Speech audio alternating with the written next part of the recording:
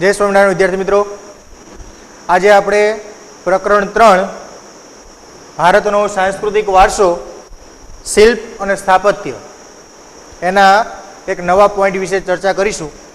आगळना पॉइंटनी अंदर आपणे प्राचीन नगरोनी नगर रचना, शिल्प और स्थापत्य त्यां सुधीना पॉइंट्सनी चर्चा करी थी अने एक जोयुं हतुं के मोहेंजोदड़ोनी नगर रचनानी विशेषताओं। मोहेंजोदड़ो जे हतुं आपणी प्राचीन सिंधु खीणनी संस्कृतिनुं एक विशिष्ट अने अगत्यनुं सौथी मोटुं एक शहर हतुं। एनुं खोदकाम आपणे जोयुं के 1922 ની अंदर बराबर 4 व्यक्तिओए साथे मळी एनुं खोदकाम कर्युं। एमां अंग्रेज अधिकारीओ बे हता, आपणे गुलाम हता अने 2 भारतीय पुरातत्वविद हता। जेमां अंग्रेज अधिकारीओमां हता सर जॉन मार्शल, कर्नल मेके। भारतीय हता एमां हता दयाराम सहा અને રખાલદાસ બેનર્જી।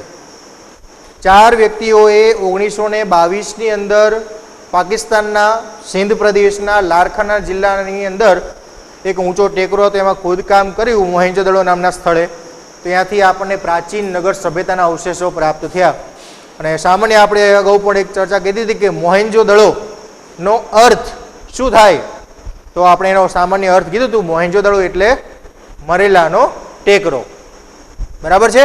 तो आपणे मोहेंजोदड़ोनी नगर रचनानी विशेषताओं आपणे जोईशुं। आपणे पहेला तमाम प्राचीन नगरोना 3 भागमां आपणे विभाजित कर्या हता। एक हतुं सीटडल एटले के राजाओनुं निवासस्थान, बीजो हतुं उपलुं नगर एटले के अधिकारीओनुं शासन, अने नीचलुं नगर एटले के सामान्य प्रजा जे रहेशे एनुं नगर। तो हवे एक एक शहेरोना मोहेंजोदड़ो, त्यारबाद हड़प्पा, लोथल, आपणे अलग अलग धोळावीरा शहेरो विषे जोवानुं छे। एमां आज आपणे चर्चा करीए मोहेंजोदड़ोनी नगर रचना विषे। एनी 5 विशेषताओं हती। एक नगर रचना, एना रस्ताओ, एनी भूगर्भ गटर योजना, एना जाहेर मकानो अने स्नानागार। एमांथी आपणे सौथी पहेला चर्चा करीए एनी नगर रचना। एटले के मोहेंजोदड़ोना नगरोनी रचना करती वखते कई कई बाबतो खास जोवा मळती, एमां केवा मकानो हता, कई रीते एनी बांधणी हती, क्यां बांधवामां आवता हता, एनी चर्चा आपणे आजे अहींया जोईशुं। तो सौथी पहेला आपणे शरू करीए आपणो पॉइंट मोहेंजोदड़ोनी विशेषताओ, अने एमां पहेलो पॉइंट छे नगर रचना विषे, एटले के एना नगरो विषे, एना शहेरो विषे, के एना गामडाओनी अंदर मकानोनी व्यवस्था केवी हती एना विषे आपणे आजे चर्चा करीए। अने साथे साथे आपणे आपणा पाका ચોપડાની अंदर पण आना पॉइंट्स ने बधुं लखवानुं छे। हूँ अहींया मात्र पॉइंट लखुं छुं ने पॉइंटना आधारे आपणे आखी नगर रचना आ आखो प्रश्न 5 मार्क्स में, 4 मार्क्स में अथवा 3 मार्क्स ની અંદર પૂછાઈ શકે કે ભાઈ મોહેંજોદડોની નગર રચના વિશે માહિતી આપો, અને 2-2 માર્ક્સ में एक एक वस्तु पूछाय કે નગર રચના જણાવો, રસ્તાઓ જણાવો, ભૂગર્ભ ગટર યોજના જણાવો। તો એક એક વિશે લખવાનું થાય। તો શરૂ કરીએ આપણે મોહેંજોદડોની નગર રચના। તો આપણે અગાઉથી કીધું હતું કે પ્રાચીન નગર રચના જે હતી ને હાજની નગર રચના કરતા ભવ્ય હતી, સારી હતી। એ તો આપણે એના લક્ષણો જોઈશું એટલે આપણે એના ઉપરથી જ અંદાજ આવી જશે કે ખરેખર એ લોકો નગર રચનાની સ્થાપત્યની દ્રષ્ટિએ આપણા કરતા ઉત્કૃષ્ટ જ્ઞાન ધરાવતા હતા। બરાબર છે। તો જોઈએ નગર રચના, તો તે આયોજનની દ્રષ્ટિએ શ્રેષ્ઠ હતું। મોહેંજોદડોનો નગર રચના, પહેલો જ પોઈન્ટ લખીએ આપણે, નગર રચના આયોજનની દ્રષ્ટિએ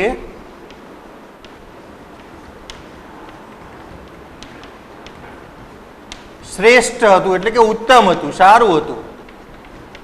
केम श्रेष्ठ हतुं एवी तो कई कई बाबतो हती, तो ए जोईए आपणे। केम के ए वखते जे नगरोनुं बांधकाम थतुं, बराबर, नदी किनारेनी सभ्यता हती। आपणे जोईए के मोहेंजोदड़ो ए सिंधु नदीना किनारे वसेलुं एक मोटुं शहेर हतुं। तो नदीने आ कांठे वसता होय तो भविष्यनी चिंता पण करवी जोईए के नदीनी अंदर गमे त्यारे वधु वरसाद पड़वाना कारणे, उपरवासमां वधु वरसाद पड़े तो पूर आवी शके। तो ए लोकोए पोताना नगरोनी रचना करती वखते थोड़ुं भविष्य अंगे चिंतन करी अने मकानों रचना करी के मकानो बनावे ने तो बधा ऊंचा ओटला पर बनाया, प्लिंथ पर बनाया, जेथी कदाच नदीमां पूर आवे ने, पाणी कदाच नगरमां पण आवे ने तो पण मकानोने कई नुकसान थाय नहीं। बराबर। तो एमणे सौथी पहेलो महत्वनो पॉइंट आपणे के नगरोनी रचना ज्यारे करता तो ए मकानो क्यां बांधता, तो मकानो हमेशा पूरथी बचवा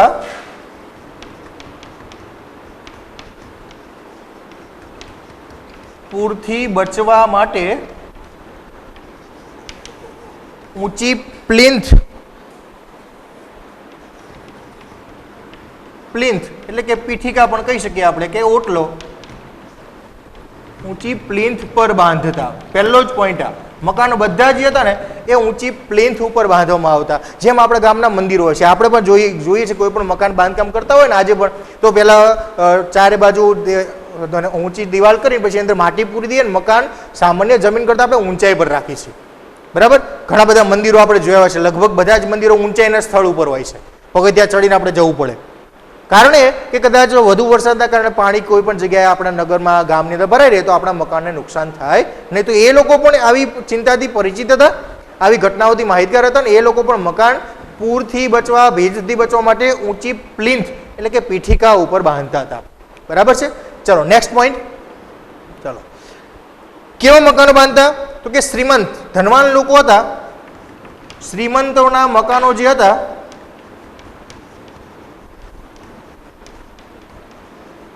એ 2 માળના હતા. એ 2 માળવાળા મકાનો બનાવતા. તો પૈસા હોય, ધનવાન લોકો હોય, 2 માળના મકાનમાં રહેતા.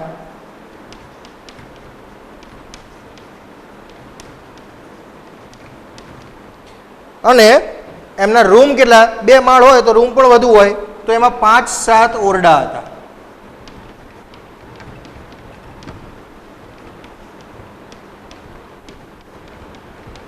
ચાલો, શ્રીમંતોના એટલે કે ધનવાન વર્ગના લોકો એ વખતે મોહેંજો-દડોમાં પણ એવા વર્ગ વિભાજન હતા. પૈસાદાર અને ગરીબ વર્ગો એ વખતે પણ આટલા વર્ષો પહેલા પણ ચાલતા હતા. તો એ વખતે જે લોકો શ્રીમંત હતા એ શ્રીમંત લોકો પોતાના મકાનો જે હતા 2 માળના બાંધતા. આપણે જોઈએ છે કે આજે પણ મકાનો ઘણા બધા લોકો જેની સુવિધા, આર્થિક સુવિધા સારી હોય એ લોકો બહુ મોટા મકાનો બાંધે, 2 માળના, 3 માળના, એમાં ઘણા બધા રૂમો હોય, રૂમોની અંદર ફેસિલિટીઝ હોય. તો એ વખતે પણ શ્રીમંતો જે હતા ને 2 માળના મકાનો બાંધતા. અને એમને 5-7 ઓરડાઓ હતા. એ એમના મકાનની અંદર 5 થી 7 ઓરડા જોવા મળતા. જ્યારે સામાન્ય વર્ગના લોકો હોય તો એ સામાન્ય રીતે આપણે સમજી શકીએ કે સામાન્ય વર્ગના લોકો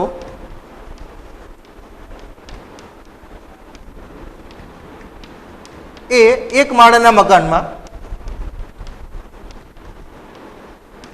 1 માળનું મકાન અને 2 કે 3 ઓરડા હોય, 2 કે 3 ઓરડાવાળા મકાનમાં રહેતા.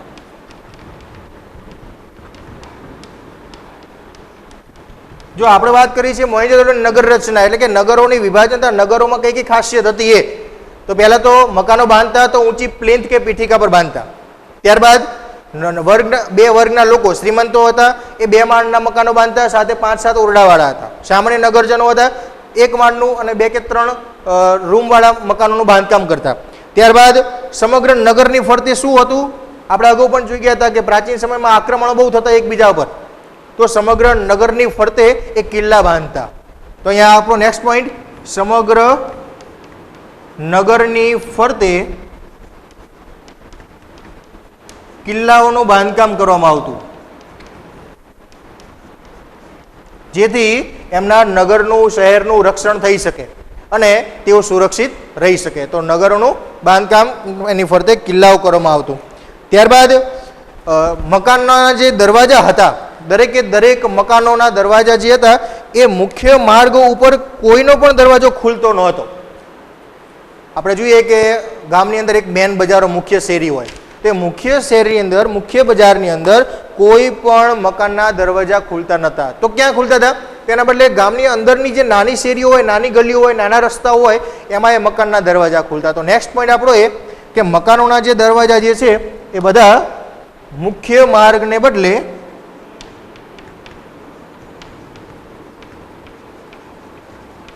મકાનોના દરવાજા મુખ્ય માર્ગના બદલે અંદરની નાની ગલીઓમાં ખુલતા, જેથી કરીને મુખ્ય બજાર પર કોઈના દરવાજા કોઈને જોવા ન મળે અને કદાચ મુખ્ય માર્ગ પર વાહનોની અવરજવર વધુ હોય તો ભવિષ્યમાં પણ ક્યારેય પણ નાના બાળકો કે વૃદ્ધ અન્ય કોઈ વ્યક્તિઓને અકસ્માતની સંભાવના ન થઈ શકે. એટલું બધું ધ્યાન રાખીને એમણે નગરની રચના કરી હતી. એટલે બહુ શ્રેષ્ઠ નગર આયોજન હતું. આપણો પહેલો જ પોઈન્ટ એ છે, આયોજન દ્રષ્ટિએ બહુ શ્રેષ્ઠ હતું. સાથે સાથે દરેક મકાનની અંદર જો આટલા વર્ષો પૂર્વની વાત ચાલે છે, દરેક મકાનની અંદર કોઠાર, અનાજ ભરવા માટેના સ્ટોક જે હોય તે, આપણે જે કોઠાર કોને કહીશું પહેલાં એ સમજી લઈએ આપણે. તો બહુ જૂના મકાન હશે આપણે તો અત્યારે કદાચ અનાજ ભરવા માટે પીપળા રાખીએ છીએ, લોખંડના કે એલ્યુમિનિયમના, ક્યાંક પ્લાસ્ટિકના, એવા પાત્રોની અંદર આપણે અનાજનો સ્ટોક કરી રાખીએ છીએ. એ વખતે ધાતુની શોધ કદાચ નથી થઈ, તે વખતે અનાજ ભરવા માટે એક કોઠીઓ બનાવતા. ઘણા બધાના કદાચ જૂના મકાન હશે ને, તો જૂના મકાનની દિવાલોમાં કોઠીઓ હશે, મોટી મોટી કોઠી હશે. એ કોઠી આખી અનાજની ઉપરથી ભરી દેવાની. પછી જ્યારે કોઠી ભરાઈ જાય એટલે એની ઉપર કદાચ લીમડાના પાંદડા ને છાણ ને બધું રાખી અને ફિટ કરી દેતા, એને ખોલવાનું નહીં. પછી તો કોઈને એમ થાય કે અનાજ કાઢવાનું કઈ રીતે, તો અનાજ કાઢવા માટે કોઠીના નીચે એક કાણું રાખતા. કદાચ કોઈના ઘરમાં જૂનું મકાન હોય, દાદાના કે એમના જૂના મકાન, તેમાં જો એમાં દરેક મકાનમાં હશે. પછી જ્યારે અનાજ જોઈએ ને ત્યારે એ કોઠી નીચેનું કાણું એ નીચે ડૂચો માર્યો હોય કપડાનો ટુકડાનો, એ ખેંચી એટલે અનાજ બહાર નીકળે પછી બંધ કરી દેતા. અને ઘણા લાંબા સમય સુધી, એટલે કે 2-3 વર્ષ સુધી એમાં અનાજ વ્યવસ્થિત રીતે સંગ્રહ કરી શકાતો. તો આવી અનાજના કોઠાર એ વખતે દરેક મકાનમાં જોવા મળતા. ત્યારબાદ દરેક મકાનની અંદર રસોડું હતું અને સ્નાન ગૃહ, જેને આપણે બાથરૂમ કહીએ, એના અવશેષો પણ એ વખતે દરેક મકાનમાં જોવા મળ્યા. તો જોઈએ આજે ઘણા બધા એવા છે મકાનો જે આપણે અહીંયા બાથરૂમ કે સંડાસ ટોયલેટની વ્યવસ્થા આપણા ઘરમાં નથી હોતી, બરાબર. ઘણા બધા હજુ પણ આજના આધુનિક સમયની અંદર પણ કદાચ આપણે જોયું હોય છે કે સવારના પોરમાં પેલું સરસ મજાનું ડબલું લઈ ખુલ્લે આસમાન કે નીચે હમ ચલે, આપણે ઘણીવાર જોઈશી. તો આજના 2020ના યુગમાં આ દ્રશ્યો જોવા મળે છે.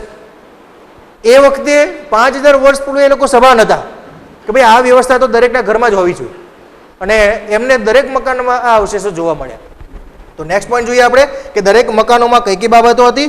તો દરેક મકાનની અંદર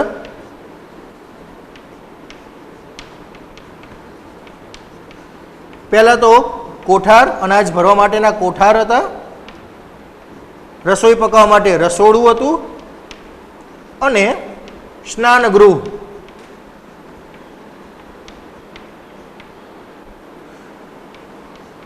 હતા. આપણે અહીંયા સ્નાન ગૃહ શબ્દ વાપરશું.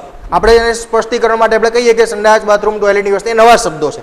આપણે પ્રાચીન વારસાનો અભ્યાસ કરી છે, શબ્દો પણ આપણે એવા પ્રાચીન વાપરશું. તો દરેક મકાનની અંદર કોઠાર, રસોડું અને સ્નાન ગૃહ જોવા મળતા, અને દરેક મકાનની અંદર હવા ઉજાસ માટે બારી બારણાની વ્યવસ્થા હતી. કેમ કે એટલે એ સમય પહેલા પંખા કે ભાઈ અત્યારે એર કન્ડિશનર, કુલરની વ્યવસ્થા એ વખતે હતી નહીં. દરેક મકાનમાં હવા ઉજાસ માટે બારી બારણાની વ્યવસ્થા હતી.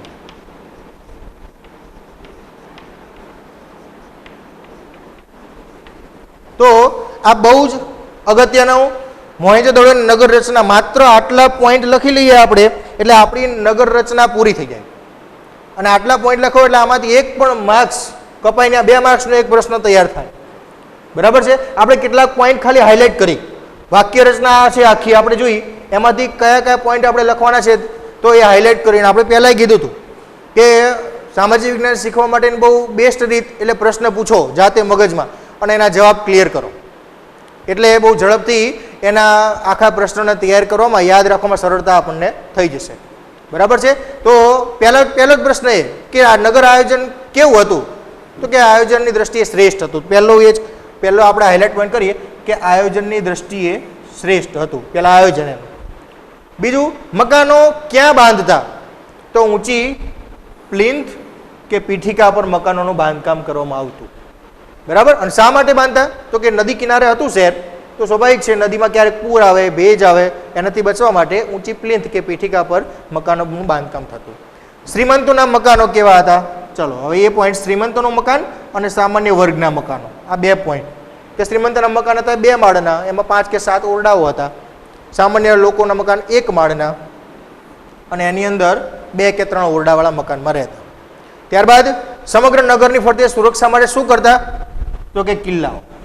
સમગ્ર નગરની ફરતે કિલ્લાઓનું બાંધકામ કરવામાં આવતું, જેથી એમના નગરને રક્ષણ આપી શકાય. મકાનોના જે દરવાજા હતા એ મુખ્ય માર્ગના બદલે બધા અંદરની ગલીઓમાં ખુલતા. તો મુખ્ય માર્ગ અને ખુલતા ક્યાં, તો કે ગલીઓમાં. મુખ્ય માર્ગ પર એક પણ દરવાજો ખુલતો નહોતો. દરેક મકાનમાં 3 વસ્તુ ચોક્કસ જોવા મળતી. કઈ કઈ 3, તો કે કોઠાર, રસોડું અને સ્નાન ગૃહ. આ ત્રણ બાબતો દરેકે દરેક મકાનની અંદર ખોદકામ કરતા જે અવશેષ મળે, ત્રણ વસ્તુ દરેકમાં જોવા મળી. અને હવા ઉજાસ માટે શું હતું તો કે બારી બારણાની વ્યવસ્થા. આટલા પોઈન્ટ્સના આધારે આપણે આપણી વાક્ય રચના કમ્પ્લીટ કરી શકીએ. 2 માર્ક્સનો પોઈન્ટ છે, બહુ સરળતાથી યાદ રાખવા માટે આટલા પોઈન્ટ લખીને આપણે આપણા શબ્દો સાથે વાપરી શકીએ. પણ મેં કીધું એમ શબ્દો શિષ્ટ હોવા જોઈએ. ધોરણ 10માં ભણતા હોય એટલે આપણા શબ્દો કેવા છે આપણે સમજી શકીએ. તો હવે આપણે નેક્સ્ટ પોઈન્ટની ચર્ચા કરશું. આના પછી નગર રચના અને ત્યારબાદ જોઈશું એના રસ્તાઓ વિશે. બરાબર, એના વિશે જોઈએ કે મોહેંજો-દડોના રસ્તાઓ કેવા હતા. તો એ રસ્તાઓ વિશે ચાલુ કરીએ આપણે. બરાબર, મોહેંજો-દડોની 5 વિશેષતાઓ કીધી હતી આપણે. બરાબર, એમાંથી એક નગર રચનાની ચર્ચા કરી આપણે. બીજી વિશેષતા તરીકે જોઈએ મોહેંજો-દડોના રસ્તાઓ. નગર તો જોયા, મકાનો જોયા, કેવા મકાનો બનાવતા હતા, ક્યાં બાંધતા હતા એ. પણ હવે એ નગરની અંદર એમના રસ્તાઓ કેવા હતા એ જોઈએ. બરાબર છે, આજના રસ્તાઓ, આપણે આજની શેરીઓ અને એ વખતની એમની બજાર, એમના રસ્તાઓ કેવા હતા આપણને જાણીને નવાઈ લાગશે કે આપણા કરતાં તો સારી કક્ષાના જ હતા, ઉચ્ચ કક્ષાના હતા. અને કદાચ એની રચના પણ એવી કરવામાં આવી હતી કે આધુનિકતાને પણ કદાચ આપણી આજની આટલી બધી ટેકનોલોજી તેમ છતાં એવા રસ્તાઓ આપણા ગામમાં નહીં હોય. બરાબર છે, તો એના કેટલાક લક્ષણો જોઈએ એટલે આપણને એનો ખ્યાલ આવશે કે ખરેખર એ આપણા કરતાં નગર આયોજનની દ્રષ્ટિએ શ્રેષ્ઠ હતા.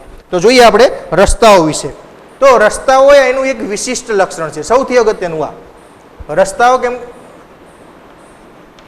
રસ્તાઓ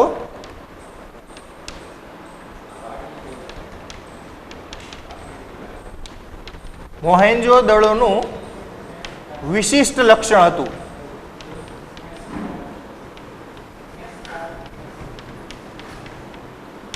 કેમ વિશિષ્ટ લક્ષણ હતું? કેમ કે એના જેવા રસ્તાઓ બીજે ક્યાંય નતા જોવા મળતા. કેવા હતા તો કે એ જે રસ્તાઓ હતા મોટા ભાગે બધા જ રસ્તાઓ 9.75 મીટર પહોળા હતા. માપ જો, રસ્તાઓ 9.75 મીટર.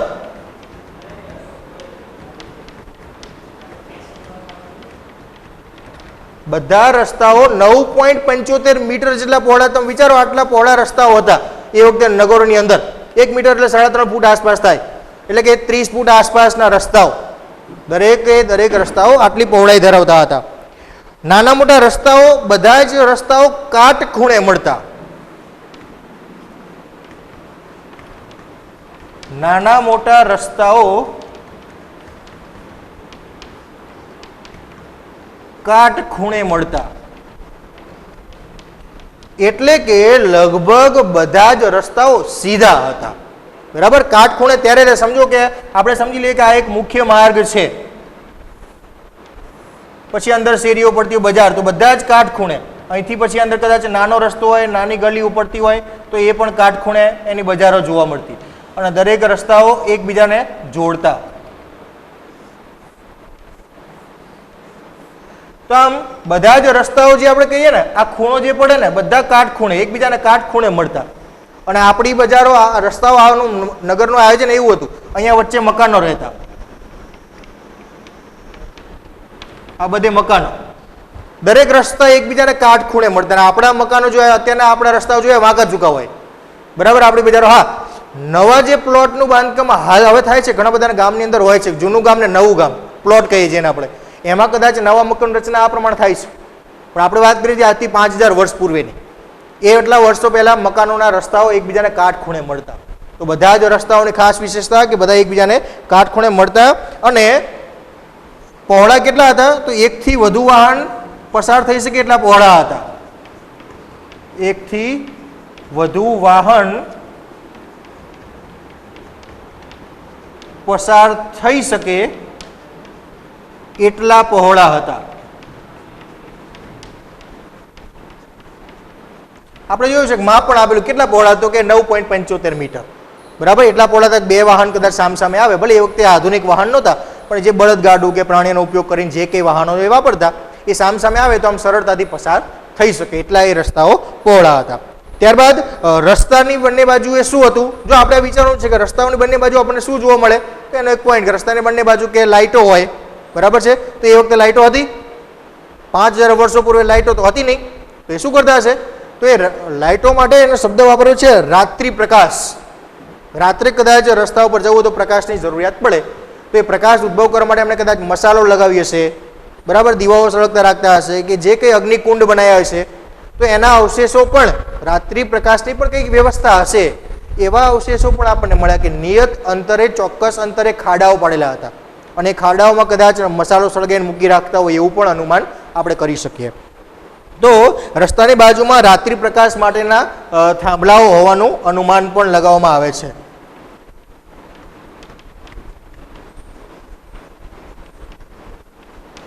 રસ્તાની બાજુમાં રાત્રિ પ્રકાશ એટલે કે રાત્રે કદાચ મુસાફરી કરવી હોય, રાત્રિ પ્રકાશ હોવાના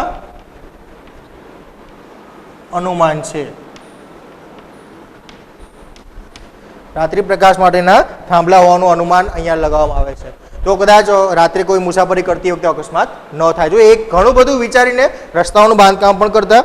અહીંયા 2 રાજમાર્ગો હતા. નગરો ઘણા બધા હતા, 2 રાજમાર્ગ હતા અહીંયા. કયા કયા? તો આપણે 2 રાજમાર્ગના નામ ખાસ યાદ રાખવાના છે કે મોહેંજો-દડોમાં 2 રાજમાર્ગ હતા. કયા કયા 2? તો એક હતો દિશાઓના નામ પ્રમાણે સીધા છે સામાન્ય, એટલે બહુ એને તૈયાર કરવા માટે મહેનત નહીં પડે. એક ઉત્તરથી દક્ષિણ તરફ જતો, ઉત્તરથી દક્ષિણ તરફનો,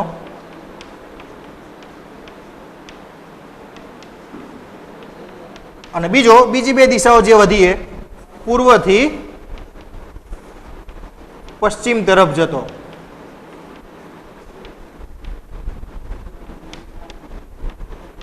તો આ 2 રાજમાર્ગો હતા જે સીધા, પહોળા અને ક્યાંય પણ વચ્ચે અવરોધ ન આવે એ પ્રમાણેના હતા, જેથી એ રાજમાર્ગો ઉપર બહુ ઝડપથી મુસાફરી કરી અને જે તે જગ્યાએ પહોંચી શકાય. અને બંને રાજમાર્ગો કાટખૂણે એકબીજાને છેદતા હતા.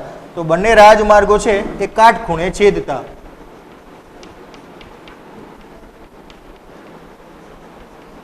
કાટખૂણે છેદતા હતા. તો હવે કાટખૂણો કોને કહેવાય? તો રાજમાર્ગ ત્યારે સમજી લે કે આપણા એક રાજમાર્ગ છે, બરાબર. આ એક રાજમાર્ગ જે આપણે ઉત્તરથી દક્ષિણનો કહી દઈએ, અને બીજો રાજમાર્ગ આ પ્રમાણે હોય જેને આપણે પૂર્વથી પશ્ચિમ કહી દઈએ. તો બંને રાજમાર્ગો જે છે એ વચ્ચે કાટખૂણે, કે આ જે કંઈ બને એ કાટખૂણા 90 અંશના બને. તમે ગણિતમાં ભણો છો, બરાબર છે. તો એ કાટખૂણે મળતા, મતલબ એ કાટખૂણે ત્યારે જ બની શકે જ્યારે બંને રસ્તાઓ કેવા હોય? એકદમ સીધા હોય. તો એ રસ્તાઓ સીધા અને એકબીજાને કાટખૂણે મળે તેવા હતા, બરાબર છે. તો આ એની નગર રચનાની બાદ એના રસ્તાઓ, મોહેંજો-દડોના રસ્તાઓની વિશેષતા હતી કે આ પ્રમાણેનું રસ્તાઓનું બાંધકામ હતું. એનું કઈ કઈ વિશેષતાઓ હતી? તો આપણે જે બધા પોઈન્ટ લખ્યા છે એને ફરીથી હાઇલાઇટ પોઈન્ટ કરી દઈએ. તો પહેલું તો મોહેંજો-દડોનું વિશિષ્ટ લક્ષણ એના રસ્તાઓ. તો કે વિશિષ્ટ લક્ષણ હતું એના રસ્તાઓ. કેમ વિશિષ્ટ હતું? તો કે દરેક રસ્તાઓ 9.75 મીટર જેટલા પહોળા હતા. દરેક રસ્તાઓ ઘણી પહોળા હતા, 30 ફૂટ આસપાસ, જે કદાચ આજે આપણા ગામડામાં જોવા મળશે નહીં. નાના મોટા રસ્તાઓ જે હતા બધા જ એકબીજાને કાટખૂણે મળતા, અને કાટખૂણે ત્યારે જ મળે જ્યારે રસ્તાઓ કેવો હોય? સીધા હોય. જે આપણે બાજુમાં થોડું એક માર્ગદર્શન આપવા માટે રસ્તાઓનું એક સ્ટ્રક્ચર આપણે બતાવ્યું છે, આ જ હોય એવું નહીં, પણ આ પ્રમાણેના રસ્તાઓ અહીંયા જોવા મળતા. વાહનો સામેથી પસાર થઈ શકે એટલા પહોળા રસ્તા હતા, જેથી કદાચ સામસામે વાહનો આવી જાય કદાચ મુસાફરી દરમિયાન તો એમને તકલીફ પણ ન પડે. રાત્રે કદાચ મુસાફરી કરવાની થાય તો રાત્રિ પ્રકાશ માટેની વ્યવસ્થાઓ, થાંભલા હોવાનું અનુમાન પણ છે કે નિયત અંતરે થાંભલાઓ અહીંયા જોવા મળે એવા ખાડાઓ પણ એમાં આપણને જોવા મળ્યા. 2 રાજમાર્ગ હતા. કયા કયા 2 રાજમાર્ગ? તો દિશાઓના નામ પ્રમાણે આપણે લખ્યું છે એમ ઉત્તરથી દક્ષિણ તરફનો એક, અને બીજો છે પૂર્વથી પશ્ચિમ તરફના 2 રાજમાર્ગ હતા. બંને રાજમાર્ગો એકબીજાને કાટખૂણે છેદતા હતા. તો આ એના રસ્તાની વિશેષતાઓ હતી, જે મોહેંજો-દડોના રસ્તા એ મોહેંજો-દડોનું એક ખાસ વિશિષ્ટ લક્ષણ હતું. આવું જ બીજું વિશિષ્ટ લક્ષણ છે એની ભૂગર્ભ ગટર યોજના, જે આપણે આના પછી નેક્સ્ટ પોઈન્ટ જોવાનો છે. તો એ પહેલાં આ પોઈન્ટ્સને વ્યવસ્થિત આપણે જોઈ લેવાના, અને આ પણ 2 માર્ક્સમાં અલગ તરીકે પૂછાઈ શકે છે. તો હવે પછી જોઈશું આપણે નેક્સ્ટ પોઈન્ટ, મોહેંજો-દડોની ભૂગર્ભ ગટર યોજના. તો આપણે આગળના નેક્સ્ટ પોઈન્ટ મોહેંજો-દડોની ત્રીજી વિશેષતા તરીકે એની ગટર યોજના. આ બહુ જ મહત્વની વ્યવસ્થા હતી. એ વખતની સંસ્કૃતિ ઉત્કૃષ્ટ કક્ષાની છે, ઉચ્ચ કક્ષાની છે, અને સાબિત કરવા માટે. કેમ કે આજના આધુનિક યુગમાં પણ આપણે દરેક મકાનો સુધી, ગામડાઓ સુધી, શહેરો સુધી ગટર યોજના પહોંચાડી શક્યા નથી. હજુ ઘણા બધાના ગામડા કદાચ એવા હશે કે જ્યાં દરેકના મકાનને ગટર યોજનાથી જોડી અને ગંદા પાણીનો નિકાલ બહાર થતો હોય. એવું દરેકના ગામમાં નથી હજુ. હવે ધીમે ધીમે કદાચ ગામની અંદર સુધારા વધારા કરીને ફરીથી ખોદકામ કરીને કદાચ ગટર યોજના નાખી છે, પણ નવા ગામની જે રચના થઈ ત્યારે ગટર યોજના નહોતી ને હજુય કેટલાક ગામમાં હજુય નથી. હજુ કદાચ ગમે એવા ઉનાળામાં પણ આપણને ગામમાં પ્રવેશ કરીએ તો ઘણા બધાના ગામમાં પ્રવેશ કરતા જોવા મળે ગંગા અને જમના રસ્તા પર ચાલુ જ હોય. મતલબ ગંદુ પાણી બજારની અંદર, ગામની શેરીઓની અંદર ગમે તેમ ખુલ્લું મૂકી દેવામાં આવે છે. એ સમયની વિશિષ્ટ લક્ષણ એ આ હતું, ગટર યોજના. બરાબર?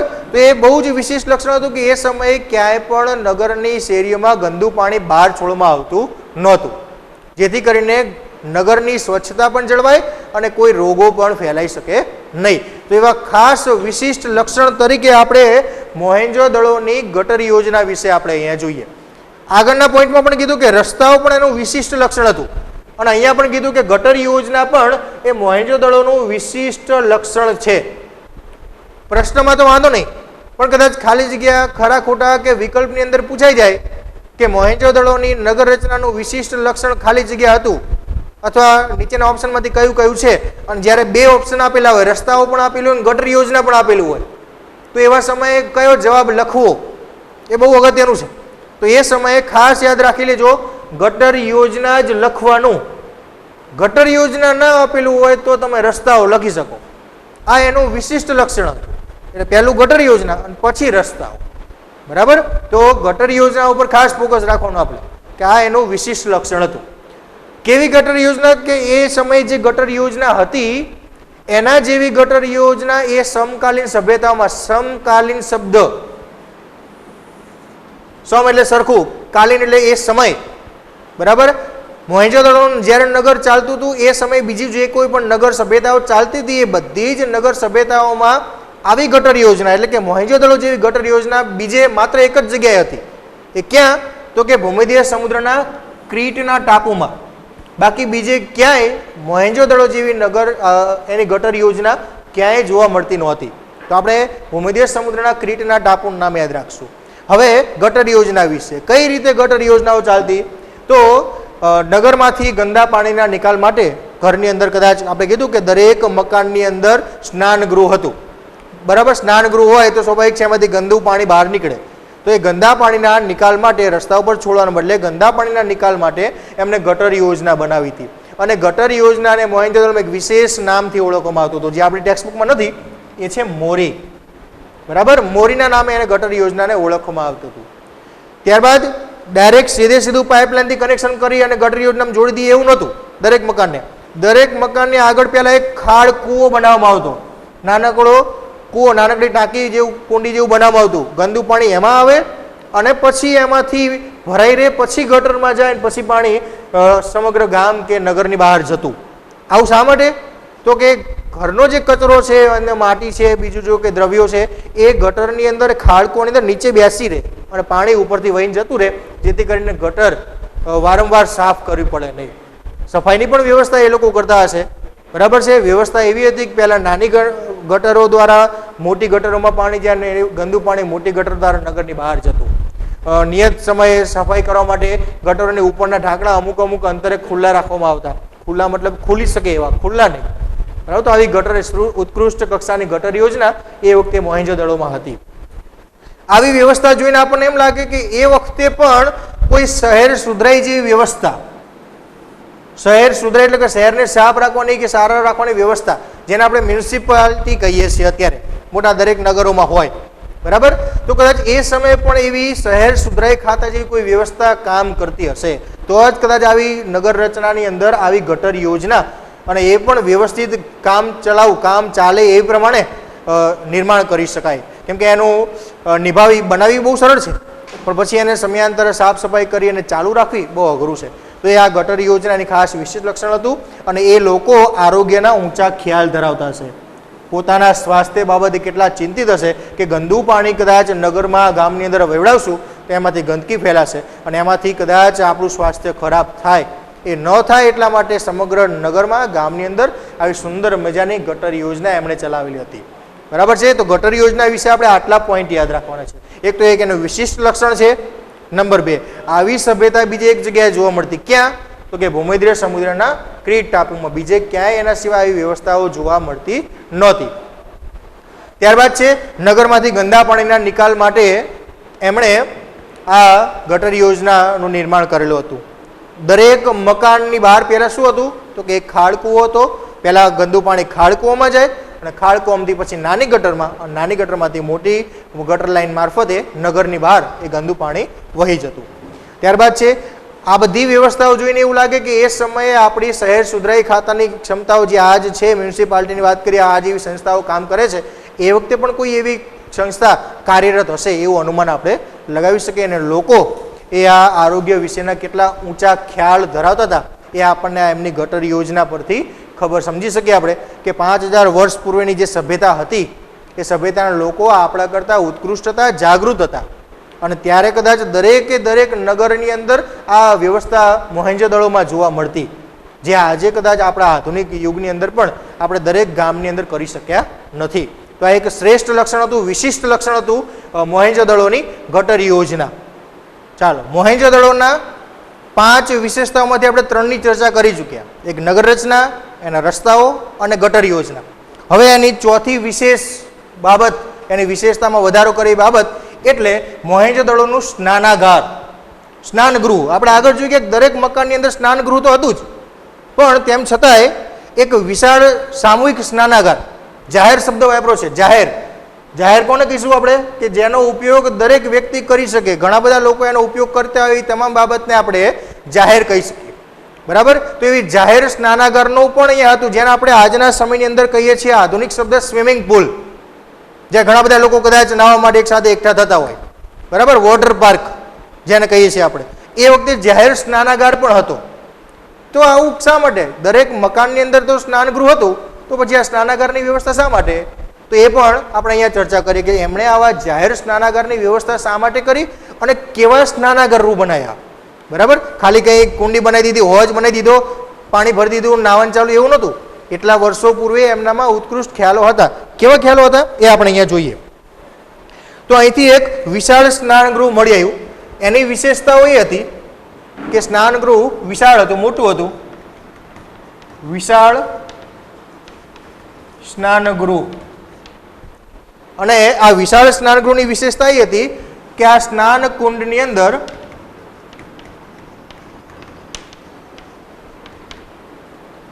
ચોખ્ખા પાણીના પ્રવેશની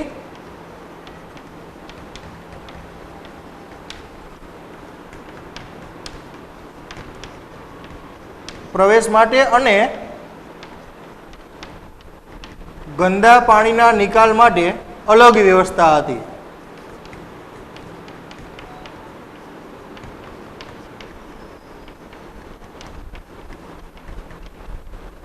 જો જાહેર સ્નાન કુંડ બનાવ્યા પછી એની અંદર ચોખ્ખું પાણી ભરવા માટેની પાઇપલાઇન પણ અલગ હતી અને એમાં ત્યારબાદ ઘણા બધા વ્યક્તિઓએ ઉપયોગ કર્યો એટલે પાણી ગંદુ થાય તો એ ગંદા પાણીને બહાર કાઢવા માટે પણ અલગ વ્યવસ્થા હતી. આપણે અગાઉ જોઈ ગયા ગટર યોજના, મતલબ એ આરોગ્ય દ્રષ્ટિએ તો બહુ ઊંચું વિચારતા હતા, એટલે અહીંયા ગંદુ પાણી થઈ ગયું હોય એને બહાર કાઢવા માટેની રસ્તાઓ, એને પાઇપલાઇન પણ એમને અલગ રાખી હતી. ત્યારબાદ એ જાહેર સ્નાન ગૃહની અંદર ગરમ પાણીની પણ વ્યવસ્થા હતી. ગરમ પાણીની વ્યવસ્થા શિયાળામાં કદાચ એ જાહેરની અંદર સ્નાનગૃહનો પાણીનો ઉપયોગ કરવાનો થાય તો ઠંડુ હોય એટલે કદાચ એ વખતે ગરમ પાણીની પણ વ્યવસ્થા ત્યાં કરવામાં આવી હતી. ત્યારબાદ સ્નાન ગૃહની અંદર સ્નાન કર્યા બાદ એ વસ્ત્રો બદલવા માટેની નાની નાની ઓરડીઓ, વસ્ત્રો બદલવા માટે નાની ઓરડી સ્નાન ગૃહની ફરતી બાજુએ હતી.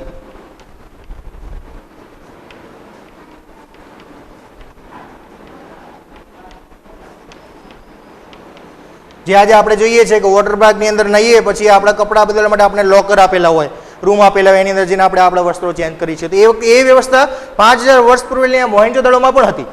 સ્નાન કર્યા પછી કદાચ વસ્ત્રો બદલવો હોય તો એની ફરતે નાની નાની ઓરડીઓ હતી, એમાં જઈને આપણે આપણા વસ્ત્રો બદલી શકીએ.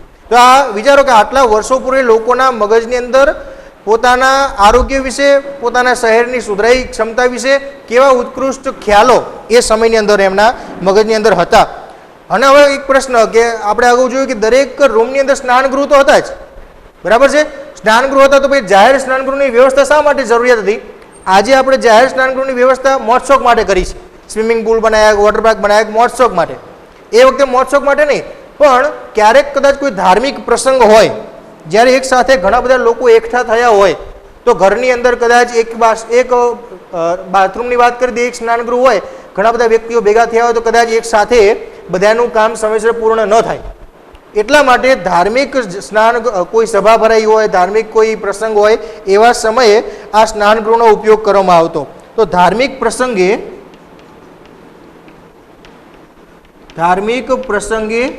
સ્નાનગૃહનો ઉપયોગ થતો.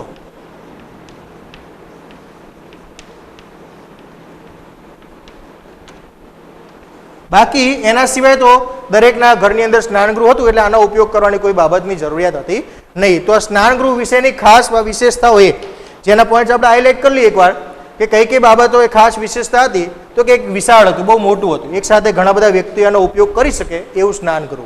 ત્યારબાદ સ્નાનગૃહની અંદર ચોખ્ખા પાણીના આવવા માટેની અને ગંદા પાણીના નિકાલ માટેની અલગ અલગ વ્યવસ્થાઓ હતી, જે આપણે સમજી શકીએ કે ઉપરના ભાગથી આવતું પાઇપલાઇન ગોઠવેલી હોય કે ચોખ્ખું પાણી અંદર ભરે, અને શેક નીચેના ભાગે પાણી ગંદુ થઈ ગયું હોય તેને કાઢવા માટે નીચેના ભાગે એક અલગ વ્યવસ્થા ગોઠવી હશે.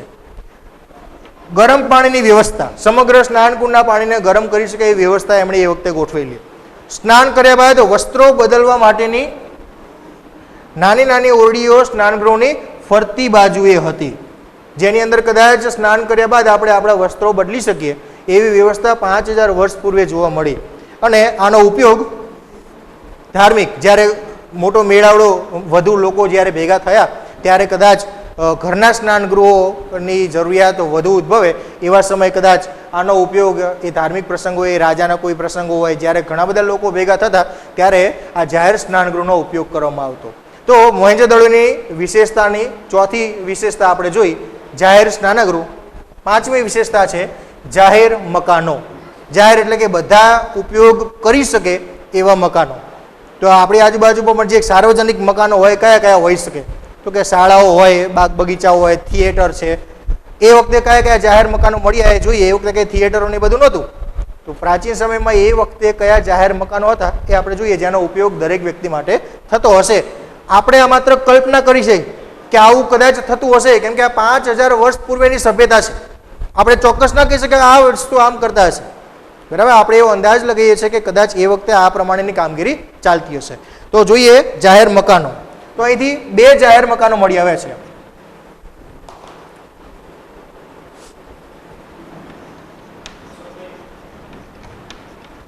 બે જાહેર મકાનો મળ્યા, અને એ 2 મકાનોમાં કેવા મકાનો મળ્યા છે એના પરથી આપણે અંદાજ લગાવવાનો છે કે શું હોઈ શકે, બરાબર? આપણને તો મકાનો મળ્યા, પણ એ મકાનો પરથી આપણે અંદાજ લગાવીશું કે કેવા મકાનો મળ્યા, એના આધારે કે કદાચ એનો ઉપયોગ શું કરતા હશે. તો એ 2 મકાનો મળ્યા, એમાં એક અંદાજ એવો લગાવ્યો કે એ તેનો ઉપયોગ શેના માટે કરતા હશે? તો કે સભાખંડ, કોઈ સભા ભરવી હોય, રાજાએ કદાચ બધા લોકોને ભેગા બની કંઈ સૂચના આપવાની હોય, ચર્ચા કરવાની, તો સભાખંડ માટે કદાચ હોઈ શકે. સાથે સાથે એ મનોરંજન માટેનો ખંડ હોય,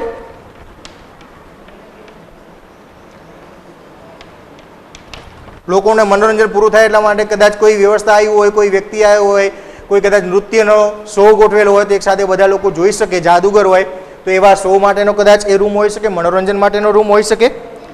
વહીવટી ખંડ, સમગ્ર નગરનો વહીવટ, દેખરેખ, એની વ્યવસ્થા ગોઠવવા માટે, ચર્ચા વિચારણા કરવા માટે બધા અધિકારીઓ ભેગા થતા હોય એના માટેનો વહીવટી ખંડ હોય, કે અથવા રાજ્યના કોઠાર ખંડ તરીકે ઉપયોગ થતો હોય.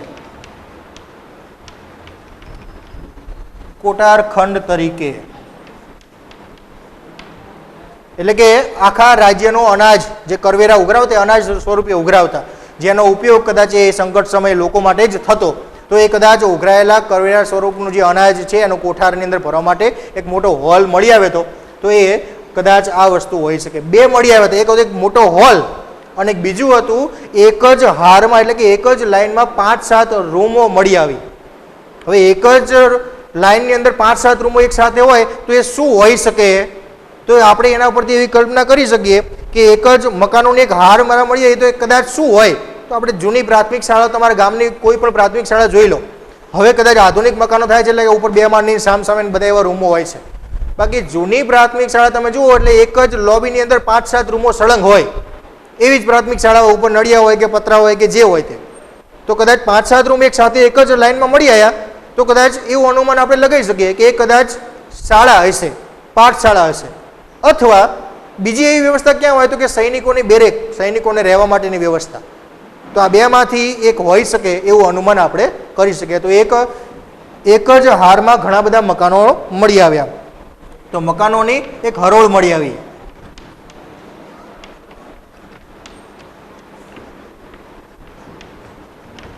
જે શું હોઈ શકે તો આપણે એ માનીએ છીએ કે જે સૈનિકોની બેરેક,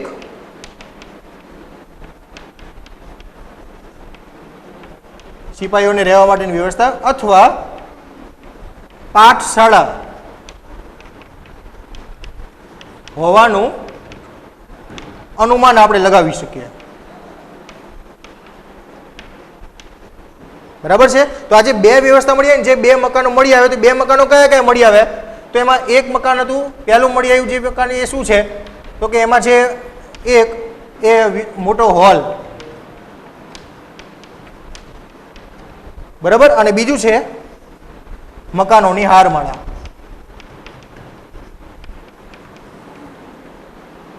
એ બેની વ્યવસ્થા આપણે જોઈએ કે જે મોટો હોલ મળી આવે કદાચ સભાખંડ હોઈ શકે, મનોરંજન માટેનો ખંડ હોઈ શકે, વહીવટી ખંડ હોઈ શકે કે રાજ્યનો કોઠાર હોઈ શકે, એવું અનુમાન આપણે લગાવ્યું. બીજું મકાનોની જે હરોળ મળી આવી એ કદાચ સૈનિકોની બેરેક અથવા પાઠશાળા હોવાનું અનુમાન છે. આવા 2 જાહેર મકાનો પણ મળી આવ્યા. એટલે કે કદાચ જાહેર મકાનો બીજા પણ એમણે એ વખતે નિર્માણ કર્યા હશે, પણ સમયની સાથે કદાચ એ ક્યાંય આપણને હજુ એનું શોધકામ કરતાં મળી ના આવ્યા. 2 મકાનો આપણને મળી આવે છે.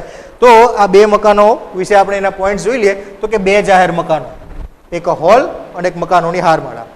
હોલ જ્યાં તો એનો ઉપયોગ શું કરતા હશે તો કે સભાખંડ, મનોરંજન માટે અથવા વહીવટી કે કોઠાર તરીકેનો ઉપયોગ થતો હશે. બીજી મકાનોની હરોળ મળી આવી જે કદાચ સૈનિકોની બેરેક અથવા પાઠશાળા. આ પાઠશાળા આપણે ટેક્સ્ટબુકમાં નથી એટલે એને ખાસ યાદ રાખીને આપણા ચોપડાની અંદર આપણે એને પોઈન્ટ માર્ક કરશું. તો પાઠશાળા હોવાનું અનુમાન છે. તો આમ આપણે મોહેંજો-દડોની 5 વિશેષતાઓ આપણે જોઈ. બરાબર. એમાં પહેલું એક છે એ નગર રચના, બીજું જોયું તેના રસ્તાઓ, ત્રીજું ભૂગર્ભ ગટર યોજના, ચોથું જાહેર સ્નાનાગાર અને પાંચમું જાહેર મકાનો. અને આખો એવો એક મોટો પ્રશ્ન છે અને દરેક વિભાગ એ 2 માર્ક્સમાં અલગ અલગ ટુકડા સ્વરૂપે પણ પૂછાઈ શકે છે. બરાબર છે. તો આપણે આ આખા પ્રશ્નોને વ્યવસ્થિત આપણા ચોપડાની અંદર લખશું. આપણા જે અહીંયા પોઈન્ટ મોહેંજો-દડોની વિશેષતાઓ પૂર્ણ કરીએ છીએ.